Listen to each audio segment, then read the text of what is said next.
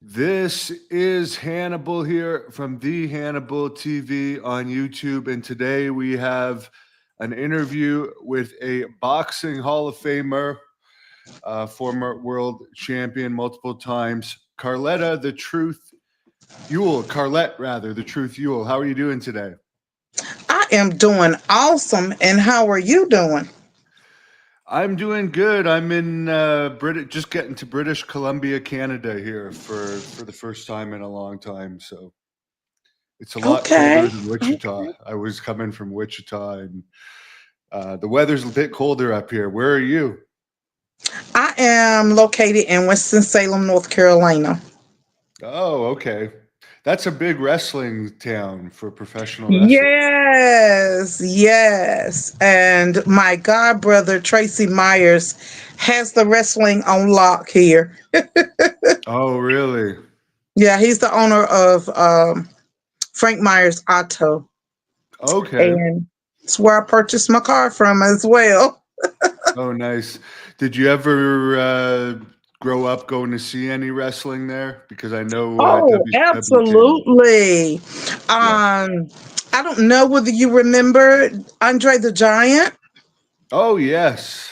Yes. So here's the story behind Andre the Giant and myself. R.I.P. to my dearest, dearest friend. Um, he used to come and pick me up in his limo when he would wrestle over at, well, it wasn't called the Lawrence Joel Veterans Memorial Coliseum. Um, I forgot the name of it that it was back in the day when I was a little, well, not a little girl, but like a a teenager going into womanhood, like 18, 19, 20 years old. He Yeah. would come and pick me up in the limo, and I would get to hang out with him, Dusty Rhodes, all that crew like that. That was way back then. You know, I'm going way back. And we'll go out to eat, go to his farm, just do a lot of stuff together. And of course, he had a stretch limo, so of course my legs was nowhere near the length of his legs. But he Yeah. was a sweetheart, very much so sweetheart. Wow. So yeah, I was How into was wrestling real big. how was Dusty Rhodes?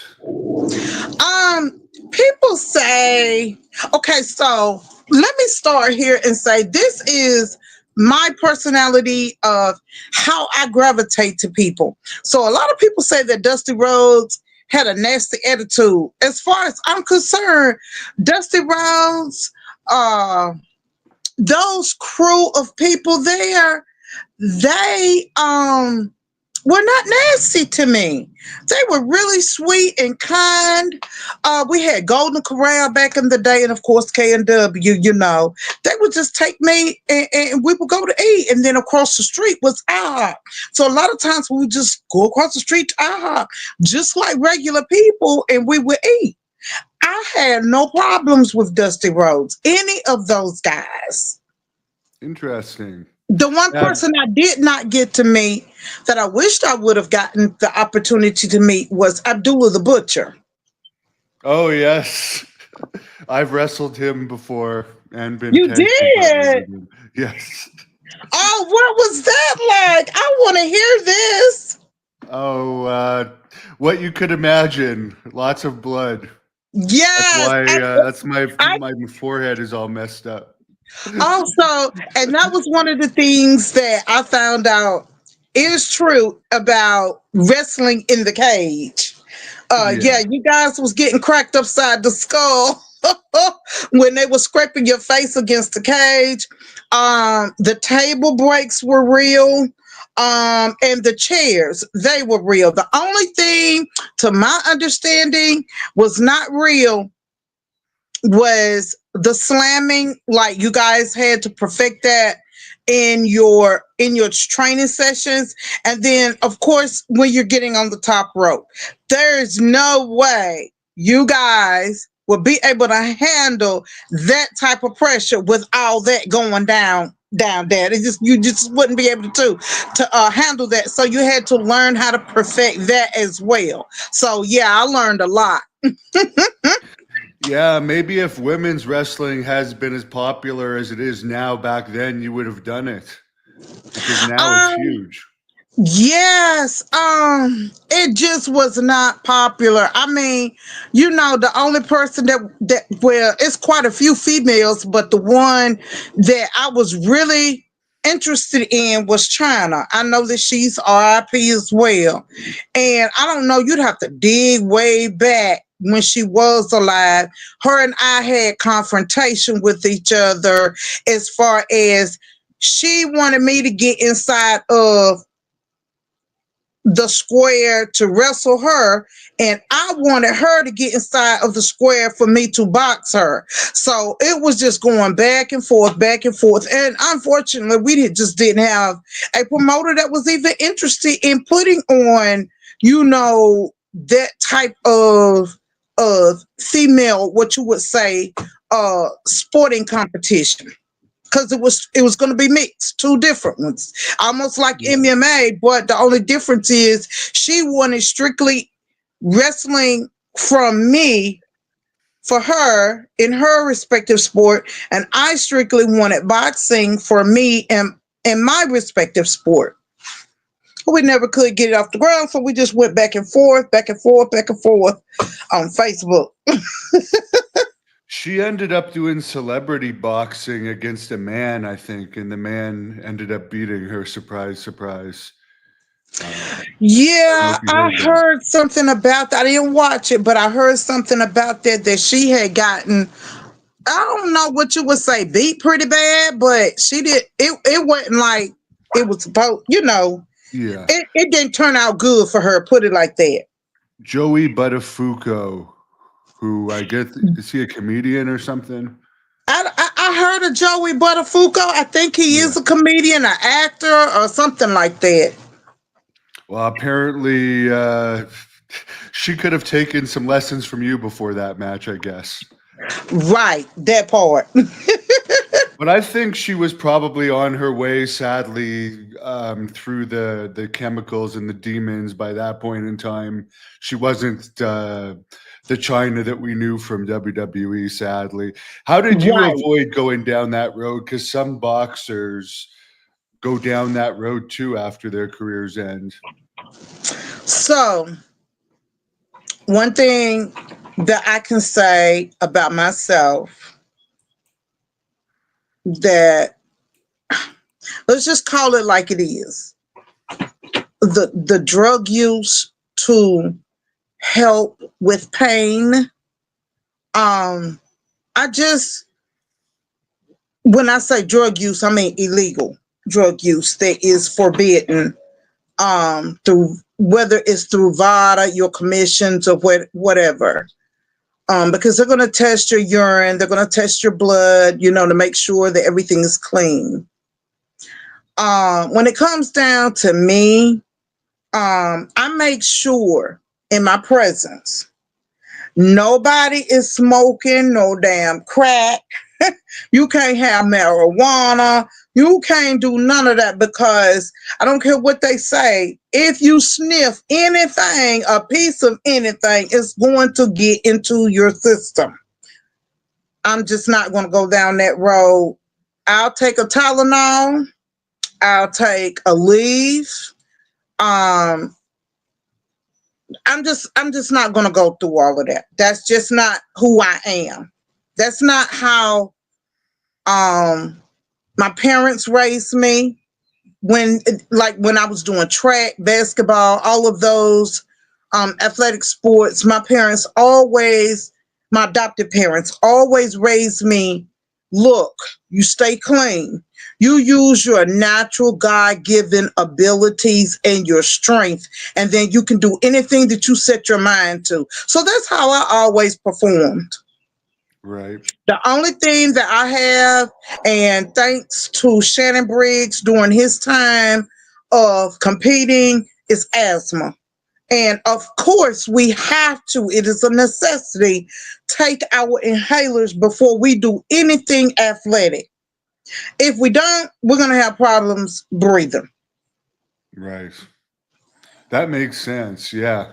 So is that one of the things that concerned you when you were turning pro? Because I know you started doing this for weight loss reasons, and then you ended up being good at it, and somehow you did a tough man competition or tough woman Well, competition.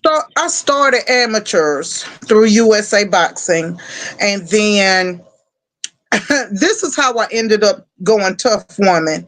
I was the director of the after school program over at Haynes Middle School and here in Winston. And my boxing coach, I had two, Whit Lowry, who's RIP now, and Eddie Gregg. Well, Whit called me. I had the kids lining up. We getting ready to go outside. He called me. He said, "Oh, don't worry about nothing. You're going to be competing in your first tough woman contest tonight." I said, "It's Friday. What do you mean tonight?" He was like, "Well, you're going to start off in Greensboro." He started going through the whole preliminaries of what I'm going to be doing. I was nervous because I was like, wait, ain't nobody give me no heads up, no nothing. So I just was like, okay, I got to get it done. I can do this. I get there, sign up. We had Jeanette King as our commissioner then. She is so sweet, but firm, okay? She reminds me of a Bill Clancy. She's sweet, referee Bill Clancy. Sweet, but don't take no shit from nobody, okay? She don't care, man, boy, girl. She just don't care. I won. And then it just kept going on and on and on and on until I was selected from Art Adorable. I signed a promotional contract to fight for him. That's when you got to really understand the politics of how things operate. Okay. So, at that time, my body wasn't that apple shape, not apple shape, excuse me. What is that? Coca-Cola bottle shape. And they had a female up there who had that long blonde hair, Caucasian. So yeah, she won everything. That was $10,000. So it was okay. I came in runner up. I got a little something off the table, and bam, boom. Next thing I know, I couldn't fight anymore because hell, I beat all the girls. So it was okay. You got to turn pro. So I made my pro debut 2002. Up under my current promoter, which is Walter T. Johnson, the Third Promotions. And he's a sweetheart too. Are you still boxing? Well, put it like this. I have my aches and pains on my days, but yes, I'm still boxing. I have not turned in no retirement papers.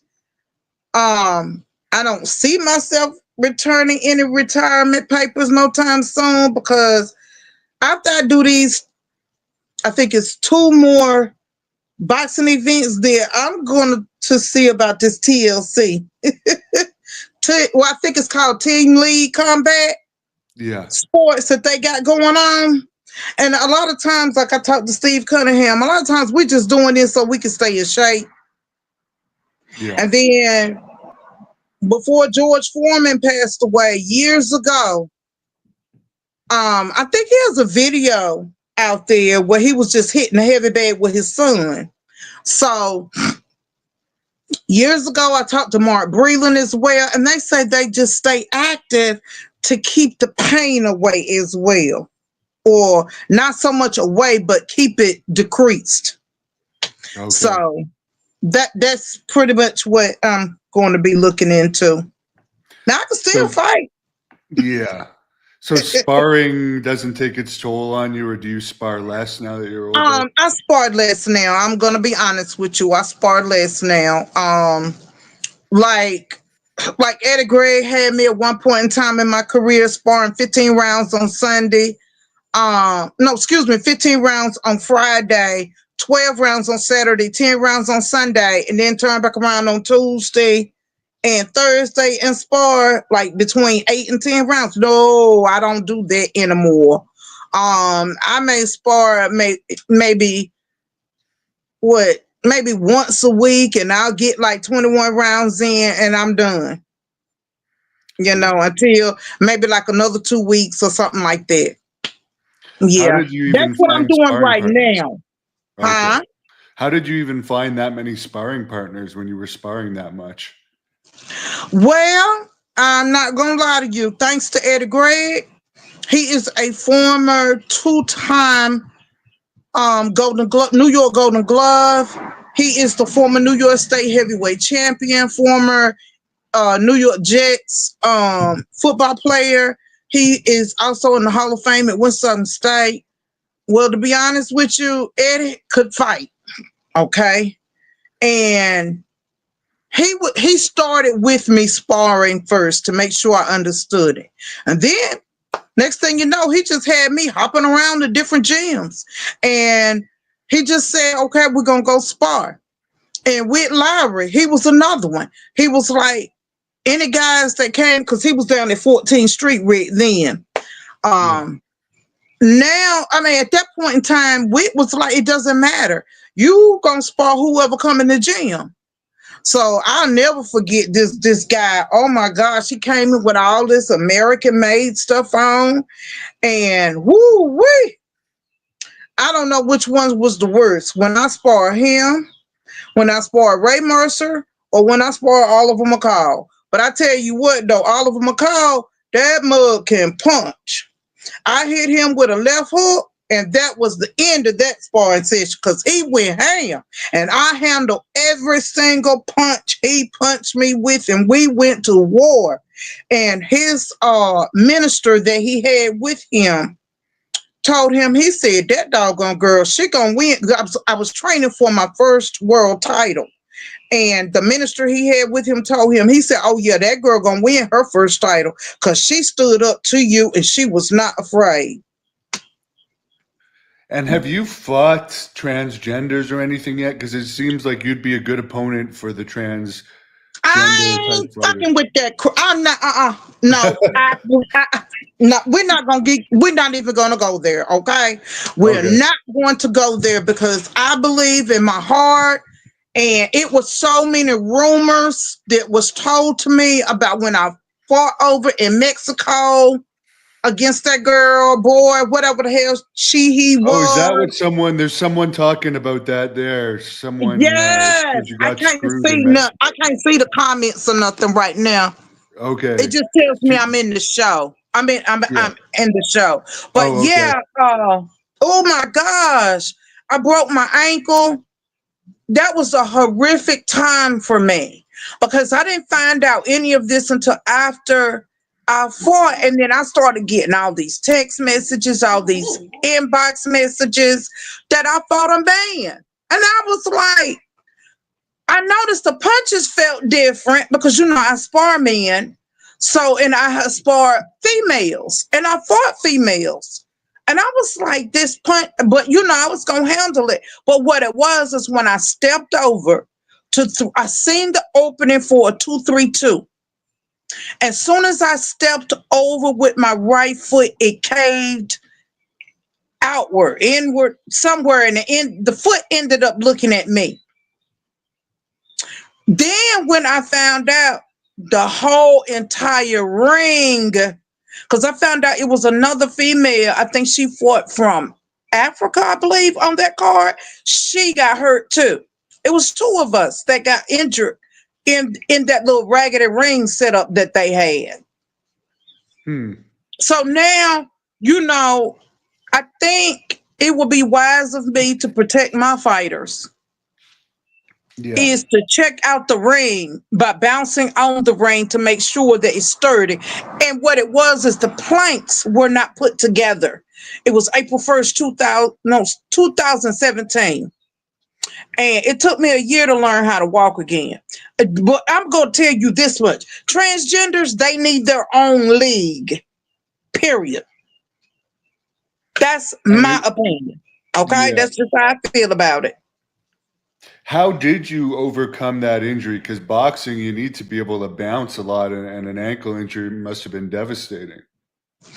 Okay, so I remember being on my trike, and I threw my trike from where I was standing at in my laundry room over across to the storage room.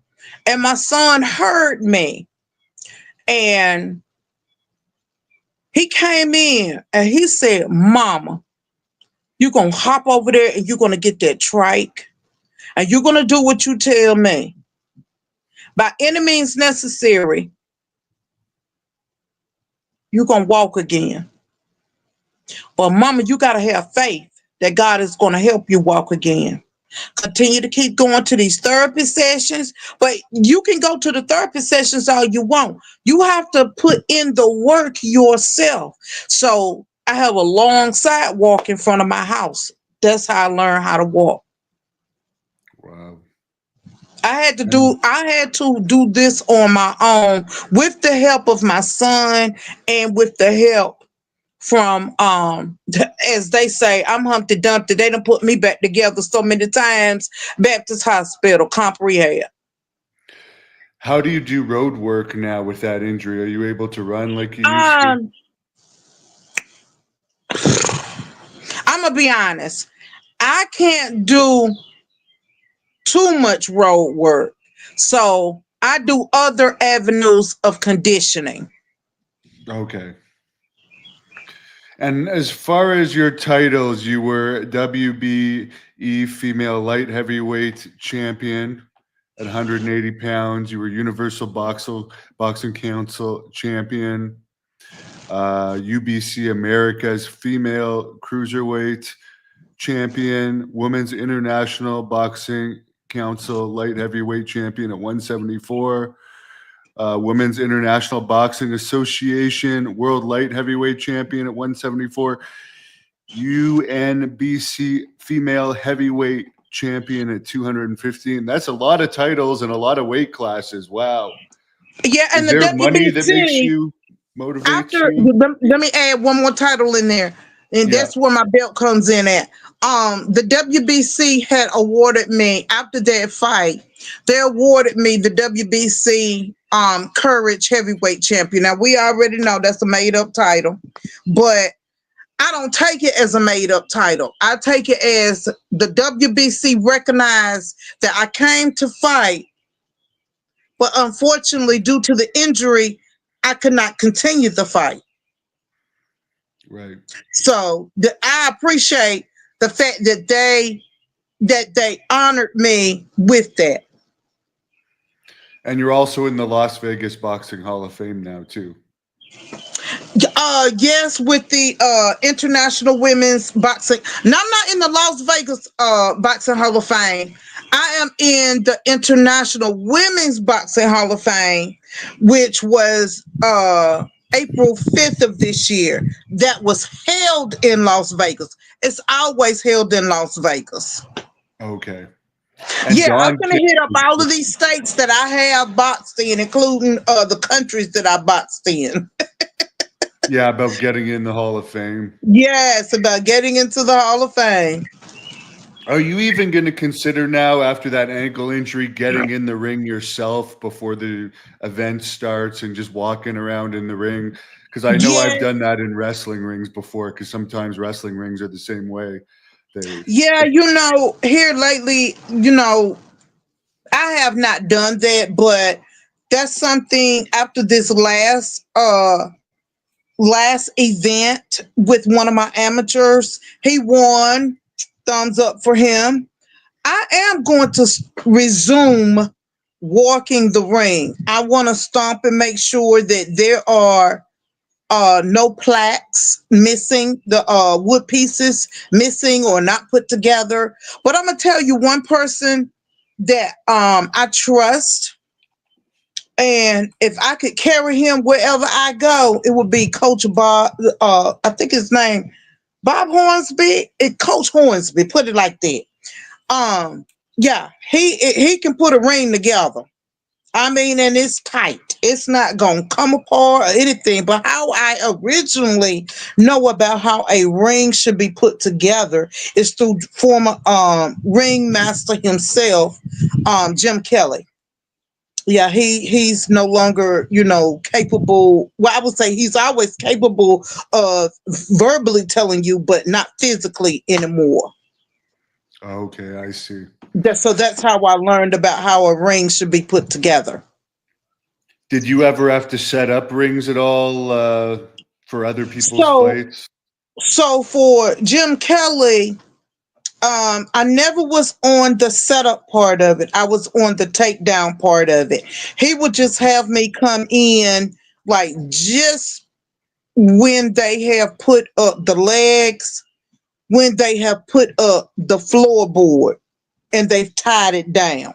But not the ropes or anything yet. He will always come in and just have me get up under the ring because if you crawl up under there, you can see what's going on. So that's how I learned how a ring should be set up. But yeah, I'm always involved in with the takedown, whether it's through amateur boxing. I have not been that way, but pro side, I'm always that way because if I'm not on the card or my son is not on the card, I'm always there to help Walter Johnson the third. I'm telling you, I have not missed a show but one time with him since I started with him in 2002. And I just felt like, hey, promoters, we have a lot on our, because I have my own promotional company too, Heart of Lions Boxing Promotions. We have a lot on our plate. And by the end of the night, you do need a team that's willing to help you take down, break down, clean up. And, I just started cleaning up the dressing rooms. And then, he just started making me head of the maintenance department for cleanup at the end. So, I get on the microphone, I let everybody know you ain't got to leave, you ain't got to go home, but you got to get up out of here because we got to clean all of this up. Yeah. And usually everyone disappears around that time. So it's good to have someone like you that's reliable to stick around and actually do it. Yeah, and he had something at the armory. Now, the armory, I don't care which armory you go to, you're gonna have to clean up. You're gonna have to have a cool crew to clean that up yourself. Now that is hard because people waste sodas and stuff. The only thing is they provide you with the cleaning stuff. So I know that Walter and his wife wasn't in no condition to be going out there sweeping and mopping up floors and stuff. So after I would help take down chairs, put up chairs, tables, all this stuff, I would just say bump it. At first I didn't know nothing about the mop that, well, it's not a mop that you wet, it's the dry mop where you just go and pick up your trash. I didn't know nothing about that at first. So I was out there with a whole live straw broom sweeping, and Walter was like, oh no, that's not what we could have ready to be here another 8 hours waiting for you to do that. So I learned about, what's the best way of cleaning up at night, after the events. And so I would go and do all of that. And I call it spot mopping, when you go around and like the chairs have scraped or anything like that, getting the black marks up, making sure that, no soda spills are left, Kool-Aid spills or whatever, drink spills, alcohol spills or whatever. And just making sure everything looks tidy, like you found it. And of course, in the armory, you have to go and you got to clean up all of the bathrooms, people nasty. Yeah, we can imagine that. So where did you get the name The Truth? Could you share that with us? Yes, Walter Johnson gave it to me. I fought Tim Witherspoon's sister-in-law, Pugs, and it was on his show. And afterwards, because she was a southpaw, but nobody would tell me her stance. I didn't know nothing about stances or anything. So he right directly afterwards, when I got out of the ring, Walter said, "You are nothing but the truth." And so he said, "But we can't use the name because it belongs to Carl Williams." So he immediately got on the phone. And this is another way of how I learned, communications with what I call the bigger dogs than me, because I'm just starting. So he got on the phone at that time. Carl the Truth Williams was I think a supervisor at a hotel that he was working at. And I got to talk to him and everything. And he said, yes, you can use my name on one condition. And I said, yes, sir. What's that? He said, you have to win me a world title and just keep winning and keep winning. And whatever you are doing, you have to work hard in your training so that you can have fun when you're competing. Right. That makes sense. So that's how I got the name The Truth, and I kept with it, and it has stuck with me. I thought about changing it, and believe it or not, Call the Truth, his spirit will come over me. No, ma'am. So I never changed it. Now, you mentioned all the 5 world titles that you won, 6 if you want to include the Courage world title. Is there any one where you finally realized, hey, I made it, I'm the best, or were you always having to prove yourself? I'm going to always have to prove myself. I don't care who you are, whether you undefeated or whether you have losses on your record. You're going to always have to prove yourself, because you have your fans out there who doubt you. And then you have your fans who are always cheering for you. But my thing is, I say, let my haters be my motivators. I say that all the time. What was the question? I got off. Was there like one title victory where you're like, hey, I've made it as big as I can make it in women's boxing? Yes. When I fought Gwendolyn O'Neal the second time in St. Martin. The first time, oh my gosh, we fought at the L.B. Scott Auditorium. When I tell you, it's like fighting at 200 degrees in that auditorium. Ooh, it's hot. So I did not know how to act in the corner. I was about to fall out. My asthma was acting up, all kinds of stuff. So guess what? I had coaching of how a fighter is supposed to act in the corner. So I went back the second time. This time I weighed in at 173. How about the commissioner? She told me, she said, oh my gosh, you don't even look like the same boxer. You can weigh in naked if you want to. That's what she told me. She said, you really have worked on your body. I said, yes, I did. And so, like I said, this is the second time. The second time, I made sure that I listened to my coaches. See, fighters sometimes they get the big head and they think they don't have to listen to their coaches. This way you make the mistake at.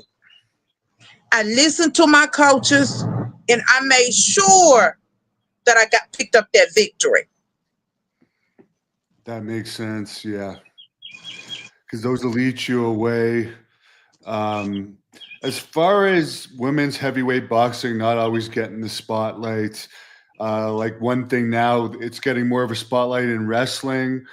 Is it getting more of a spotlight now in women's boxing than it was 10 or so years ago? Like wrestling has evolved as well? So let's just call a spade like it is, okay? Let's tell the truth about the situation. People talk shit about Clarissa Shields, okay? Clarissa Shields is doing her thing. She decided to move up to heavyweight.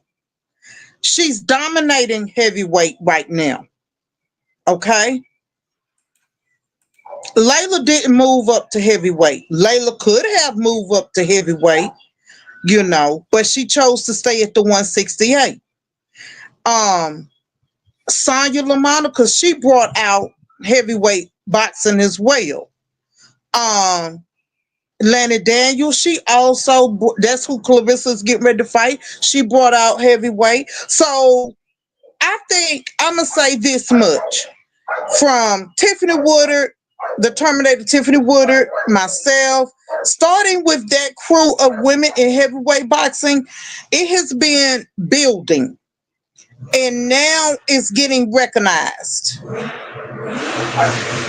Definitely. It's finally getting recognized. And that's another reason why I wanted to come back, because I don't want to ever see the heavyweight division of women go downhill. Let's just be real. Every woman's body, they can't come in at no 154. Their bodies are not made like that. They may come in at 215, 225. The heaviest girl I fought was she weighed like a 295, and that was in Tough Woman. And she was just so thankful that I said that I would fight her, because she couldn't get no fights neither. She was a big one at 295. I'm gonna say that. Yeah. Do you get scared? Do you get scared for all your fights, or mostly when it's someone much more skilled or much bigger than you? No, let me tell you something. My father always brought me up. You never be afraid of no human walking, because you are a child of God. So I've never been afraid of no humans. Never. But am I nervous? Absolutely. Even I still get nervous when I get ready to spar, because you just don't know what is going to transpire. All you can do is just know that, okay, I worked on this. Sometimes you study your opponent, sometimes you don't. The reason why I've never studied no opponent is because I did one time. They didn't even fight nothing like what the videos I looked at. Nothing. So I just say, you know what? I'm gonna stop watching videos. So yeah, I get nervous, but am I scared? That's a negative. And you're fighting guys and sparring too. That's got to help too, because like if you're fighting, I think you said a couple of former world champions, at least that you've been in the ring with in sparring. How are you going to be afraid of a woman? And that's another thing. Like I say, I was sparring Oliver when he was like, I guess what you would say in the middle. Well, not in the middle of his career, but like in the middle and half of his career before he stopped. Right. If you can take a punch from Oliver McCall and Ray Mercer at that time, I sparred Ray Mercer just right when he was in the height of his MMA career. I don't care. Right. Those two boxers. He beat And Tim don't forget, Sylvia, right? UFC yeah, champion. he sure Yeah. did. Don't forget Taiwan Taylor, because those three right there, those guys right there, when I tell you, it was always a war. It was always a war, because I never backed down. And they was like, we don't know what to do. Valerie Mafu said the same thing in Texas. You can ask Lester Bedford, because he was there at both fights. She, in her video, I even have the video. She said, I don't care. I threw her words verbatim. I threw the bathroom tub, the bathroom sink, the toilet, the kitchen sink, the refrigerator, the stove. This girl would not back down. She just kept coming and coming and coming and coming. She just gonna throw punches the whole fight. She don't know nothing else but to just fight. Then I learned how to box.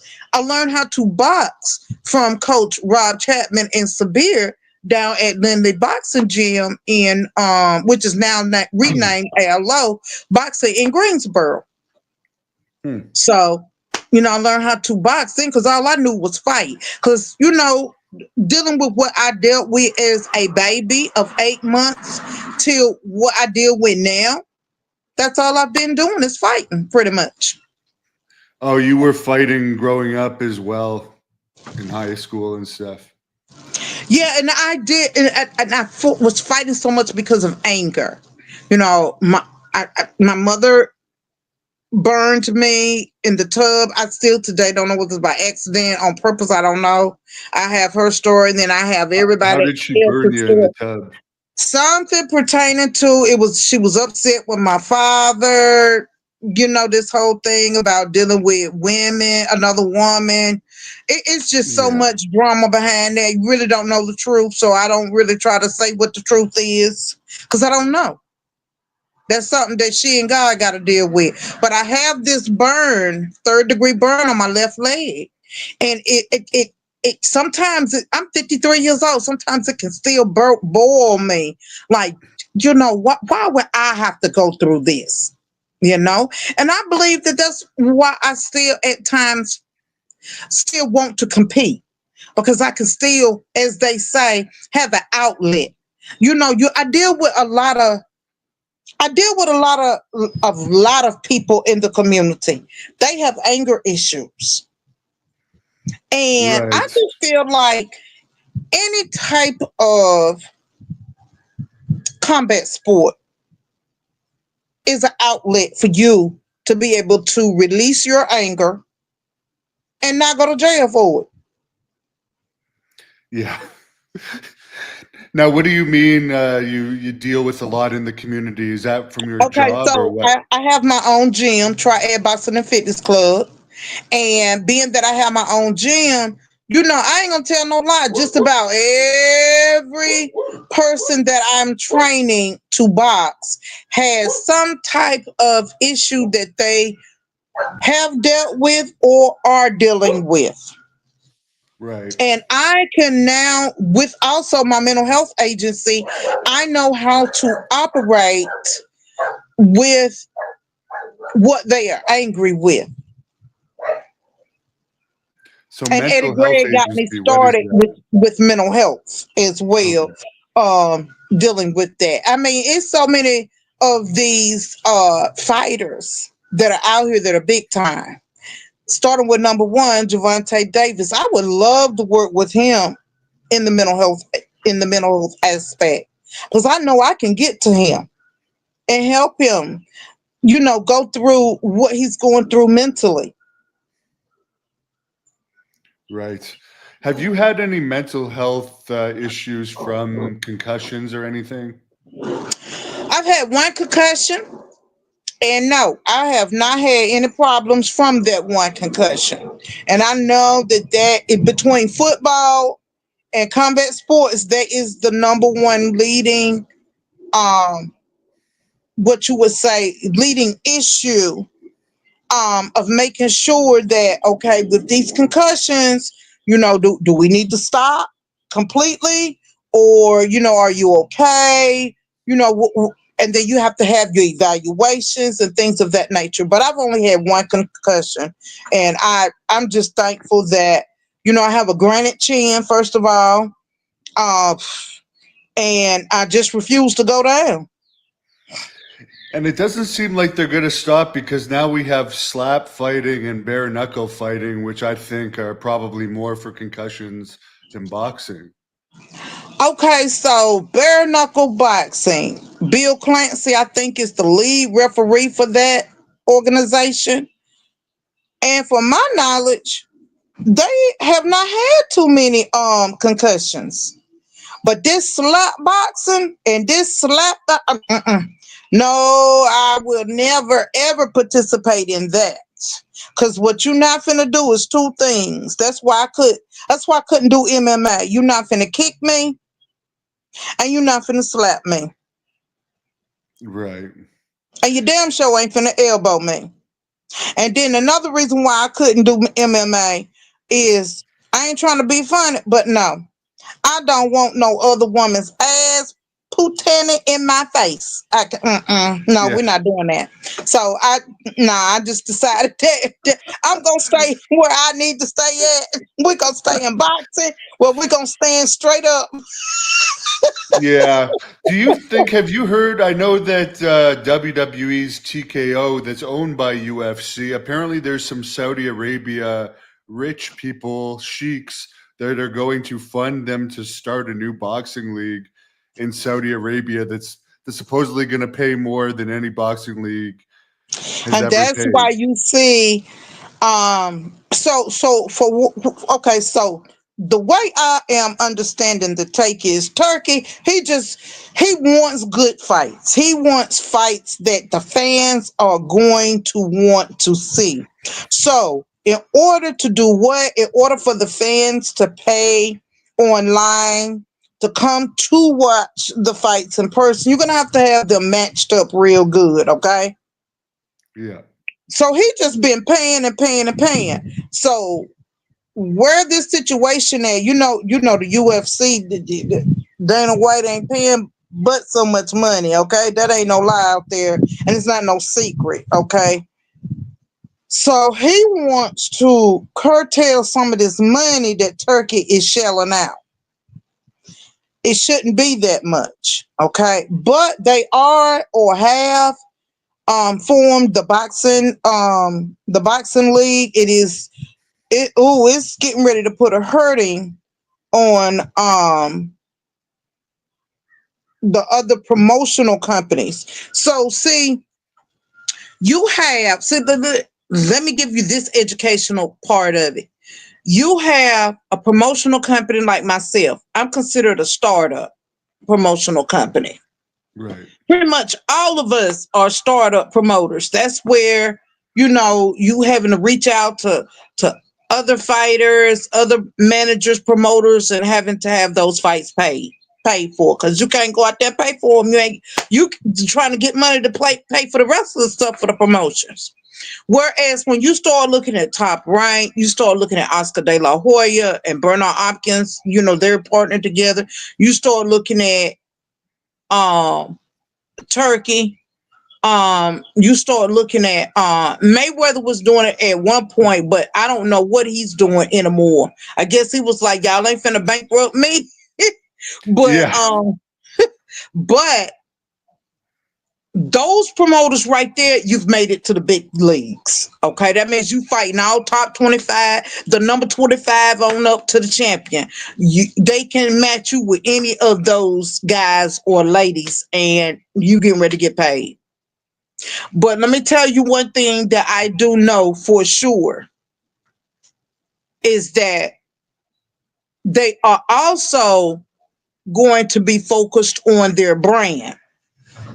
So if you acting hoodish out here or you have hood tendencies, you don't know how to conduct yourself, don't worry. You will not be fighting on those cards. Because they're looking at brand also is like, okay, if we match them up and if this one happens to beat this one, how is our brand going to be represented? Yeah. Are we going to have to always be bailing them out of jail because they driving drunk, they doing drugs, they beating on women, they beating on men, all that kind of behavior. They don't want that. Right. And I guess some of the personalities that have done well in boxing do well because they're kind of crazy like that, I guess. Exactly. Now, to a certain degree, like you had Ric Flair with his woo, and of course you had Dusty Rhodes with what you would say he talked black. Yeah. You had and you still have a lot of the wrestlers with their persona and stuff like that of how what is going to get them paid the big dollars, John Cena, he one of them. But it's like you gotta know how to keep your personal life separate from your business life. Yeah. And a lot of these athletes, they mix it all together. Yeah. Is there They much don't dating care. between female and male boxers? Because So you when see it in wrestling, like dating between female and male boxers, because it happens in wrestling a lot. Just where you talk about okay, mixing. so let me tell you how I feel about that. You love who you love, okay? You like who you like. Sometimes in combat sports, especially in boxing, training fighter, boxer and boxer, promoter and fighter, manager and fighter, uh, manager, promoter. You really can't say this. I don't know whether I want to use the word fraternizing because they really don't have it, to my knowledge, set up in no policies nowhere. My thing is, if it's going to work for you and your partner, then do it. If you get married, then do it. But make sure, you got to put down, you both talk about the stipulations of what you are not going to share with the public. And if you both can agree to that, then run with the marriage, run with the dating. Period. Nick is I don't see nothing wrong with it. Okay, good to know.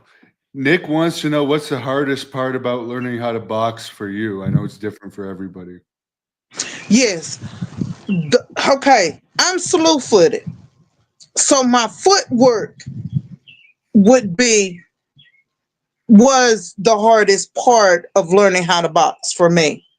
Because by me being slew-footed, that means I walk like a penguin. My feet go outward. So it's literally training your feet to go straight, to move straight. So it's like not only training your feet, but now you got to train your legs too. So, a lot of squatting, a lot of walking straight while you're squatting. Believe it or not, wrestlers and boxers have the same training regimen. And people say, how do wrestlers get those big thighs? Squats. They do thousands, maybe 2,000 squats per day. That's all they do is squat. That makes sense. So as far as in your peak, what was your favorite weight class to fight in? I ain't gonna tell no lie. Heavyweight. Yeah, you don't have to diet. Yeah, that diet, boy, that diet and eating. Oh my gosh. I tried to make 168, but I think I ended up at 169. Oh, eating just like a palm full of food. And then you want me to eat like 6 times a day and being on a strict diet regimen. And oh my gosh, I ate so much doggone spinach, whether it was cooked or either a leaf. I was like, oh my gosh. And then just going back and forth to the bathroom, I was just like, no, I'm just going to stay heavyweight. Do you have a favorite fight? Someone on here says they want to look up some of your fights. They're not that familiar with you. What would you recommend that they look up? The one that you want to see, I think Tiffany the Terminal Woodard is out there 2 times. I think both of our fights is out there 2 times with me. It's quite a few fights out there with me. I don't remember all of them, but they are out there. I would just say Google Carlette Ewell, and then you'll be able to see. And it sounds like you've traveled a lot, as far as like you've been to Mexico and some of these island countries. Have you had a favorite place that you've fought in? So I've been to Mexico, Germany, and Saint Martin in the islands. My favorite is Saint Martin, and that was because when I would get off the plane, I would have red carpet. I would have watermelon to meet me. People say, why watermelon? No, it ain't got nothing to do with race or nothing like that. It's because it's a diuretic. Okay. So, I was crowned queen of the islands at one time in boxing. So that they treated me like a queen. So, and what I really, really enjoy is waking up in the mornings, and my hotel room was always facing the ocean, so I could listen to the waves. I could say my prayers and things of that nature, and just feel at peace. And then, go down and eat. Honey, them people in St. Martin, they believe in eating. So I don't mind going down there. I'm trying to get back down there again, and I would love to take me and Gwendolyn down there to come, because Gwendolyn want to fight me for the trilogy. So any There you promoters go. out there that's got money, because I ain't got none. I don't have none. Don't look at me. She wants to fight me for a trilogy. Now I tried to get us on the undercard of Clarissa Shields, but that entire card for July 26th is booked. So I guess the next one I'm gonna try is the undercard of Canelo and Crawford. I'm gonna try that one. You mentioned that you like eating. Do you have something that you're especially good at cooking? Yes, I love spaghetti. Oh, So I got that special, the truth about my spaghetti. Yep. And of course, I love breakfast foods. I can eat breakfast foods any time of the day. I just secured the best pancakes. So I'm on point with my pancakes now. So yeah, I love to cook. To be honest with you, I love to cook. Yeah. so are you in charge of your son's diet? Because your son is boxing now, right? Yes, he is boxing. He is scheduled to box his oh Lord, I'm losing how many fights he done had so far. But he is scheduled to box again. I'm working with Walter, which is his promoter as well. It's gonna be at the end of July, maybe no later than first week of August.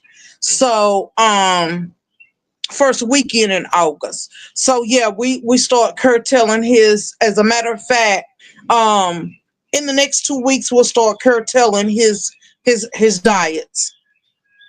Now, His you food. mentioned you're not scared when you fight. When you seeing your son in there who you love, is that any different, or do you know that he's trained well enough that he's going to be ready for anything in there?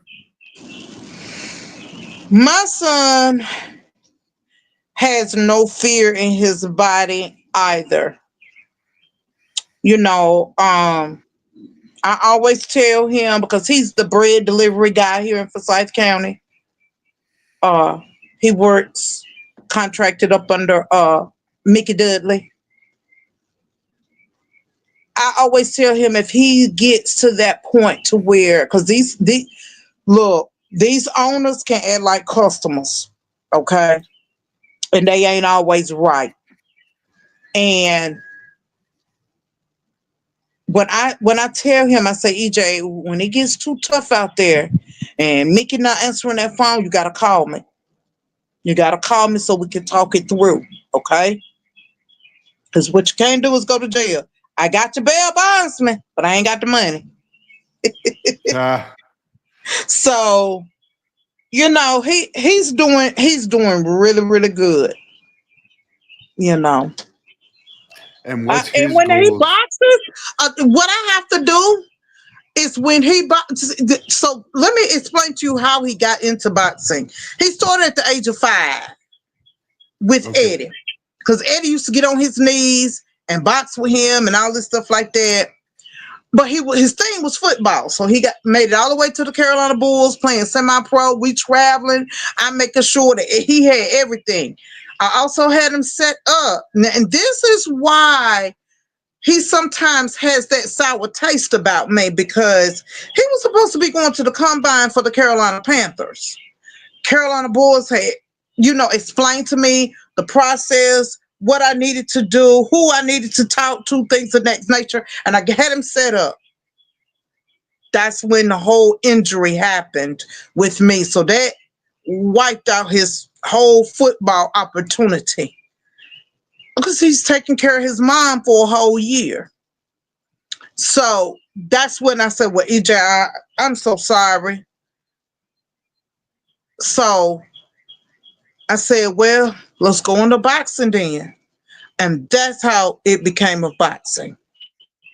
I see. Mm-hmm. So when he's in there, when I'm preparing him, wrapping his hands, I'm talking to him, but I don't talk to him like I'm a mother. I talk to him just like he is a fighter, a champion fighter, and I'm the coach. When we go in the ring, I'm the coach. I'm not your mom. I mean, I'm your mom by title, of course, by birth, but I'm your coach. Now, if Right. something happens in there, then I have to, still abide by the rules. I can't just go flying in there. I have to make sure that the referee is doing his job. And I have to make sure the ring doctor is doing their job.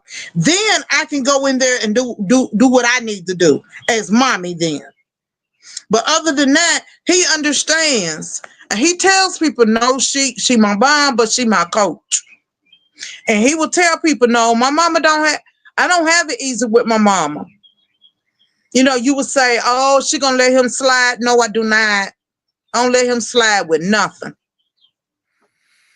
I believe you. Thank you. So where would people follow you if they want to look you up? Just on Facebook? Is there anywhere else they can look? No. Okay, so I am just starting to get into this whole StreamYard other than Zoom, because I was zooming Zoom. So Right. I'm on Facebook. I have 3 pages on Facebook that pertain to myself and boxing. I have my main page, Carlette Ewell, and that has over 7,500 followers. I have my second page of Carlette Ewell. It's with me in a black shirt and black pants. It's a leather outfit. Then I have Carlette the Truth. So these pages don't have many followers like Carlette Ewell does. So I'm trying to build those 2 pages up. So I've got that. Then I've got, if you want to know anything about coaching, Triad Boxing and Fitness Club is on Facebook, and 2 pages on Instagram. My Heart of Lions Boxing Promotions is also on Facebook. On Instagram is the Triad Boxing and Fitness Club page, 2 pages, and of course you'll see Carlette Ewell. I am also on TikTok, and let me see, and I'm on Twitter. Okay. So I'm trying to keep myself out there. Yeah, that's a lot. It's a lot. And just think, I just cut an entire acre of land yesterday, because that's where I stay at, on an acre of land. I did that with a push mower. That's cool. That ain't damn cool. I'm tired of saying today. Yeah, well, I guess my favorite part of doing that is I get tanned when I mow the grass, but you don't even have that advantage where it's not going to make a difference. Now I'm gonna tell you what I did learn about that black people can tan. Hold on. Yes, I went to a mountain called Eagle Rock, and I didn't know it's made just like an eagle. So I laid out on a wing. I didn't know where I was, what I was doing, or nothing. And when I woke up, when I tell you, I was pitch black. And then when I started peeling, I was like, I went to the doctor. I scheduled me a doctor's appointment because I didn't know what was going on. I'm peeling, and the peels were white. I was like, oh my God, what is going on?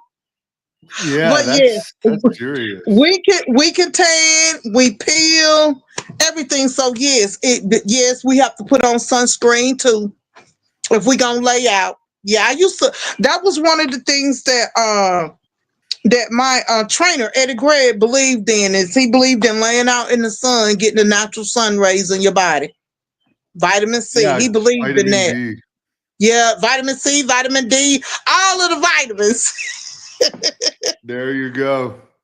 Well, I'll let you close this off with whatever you tell the fans. This has been very interesting. I appreciate it. And, thank you for having me. Let me tell all the fans this, okay? Whatever you want to do in life that has positives, okay? We ain't talking about here, we just talking about going out here robbing, killing, shooting, and all of that stuff like that. But whatever you want to be, you want to be an attorney, you want to be a judge, you want to be a doctor, I already said attorney. Anything in combat sports, football, basketball, soccer, anything that you choose to be, you can do it. But you have to put in the work. Nobody is going to give you nothing. Allow your haters to be your motivators. And that concludes with Carlette the Truth.